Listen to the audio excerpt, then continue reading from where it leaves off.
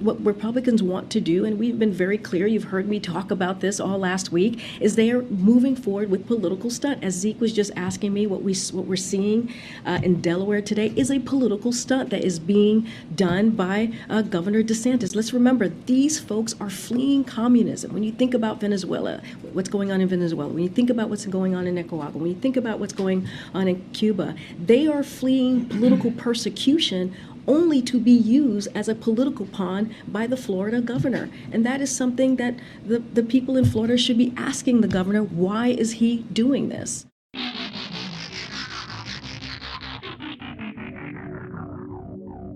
Hello and welcome to What the F*** Just Happened Today, your essential guide to the daily shock and awe in national politics. I'm Joe Amditis. Let's get to it.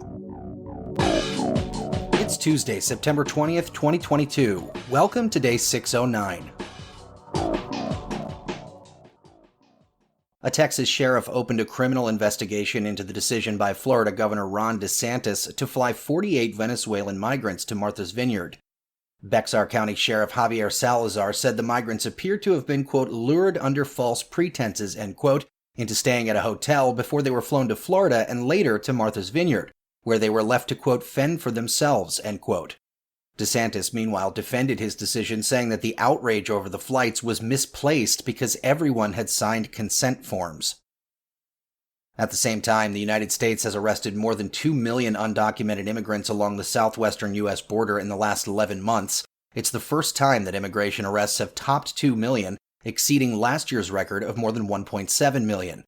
In August, the number of undocumented immigrants from Mexico, El Salvador, Guatemala, and Honduras dropped 43% from last August, while the number of Cubans, Nicaraguans, and Venezuelans increased by 175%. Many of the migrants are actually seeking asylum, which was significantly restricted during the Trump administration.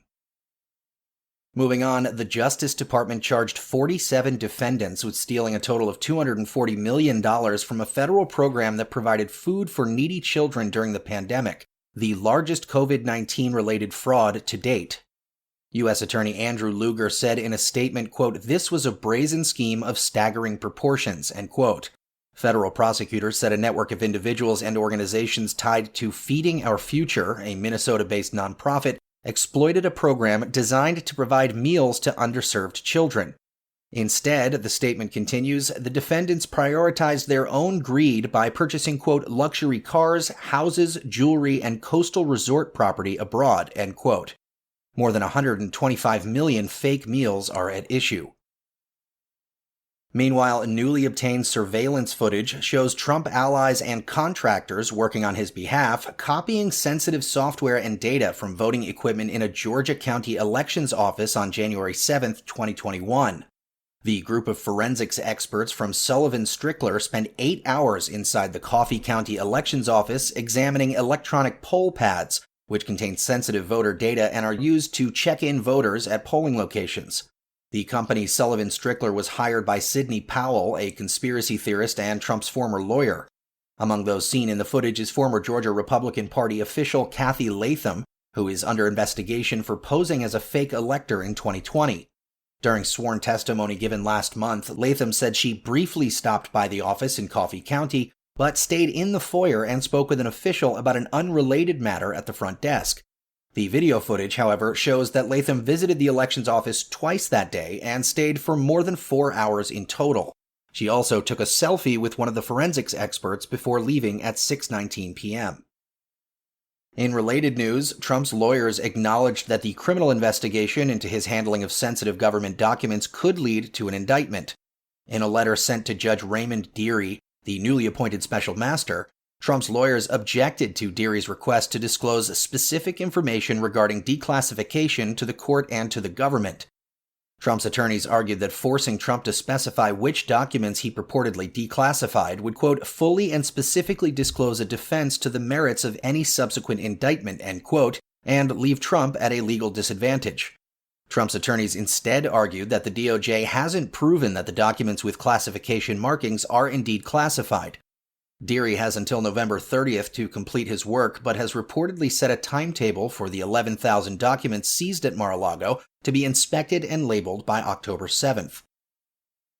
And finally, adults under the age of 65 should be screened for anxiety, and all adults should be checked for depression, according to an influential group of medical experts.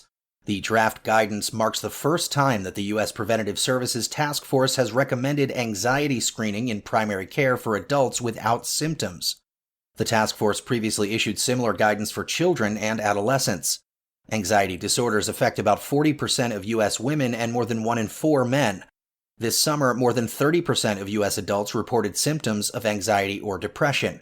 And the CDC reports that the percentage of U.S. adults who have received mental health treatment within the past 12 months increased to 22% in 2021, up from 19% in 2019. Globally, anxiety and depression increased by 25% during the first year of the pandemic. That's all for now. You can find the links and sources for all of these stories on the main website. And as always, visit whatthefjusthappenedtoday.com for the latest news and headlines. Until next time, I'm Joe Amditas.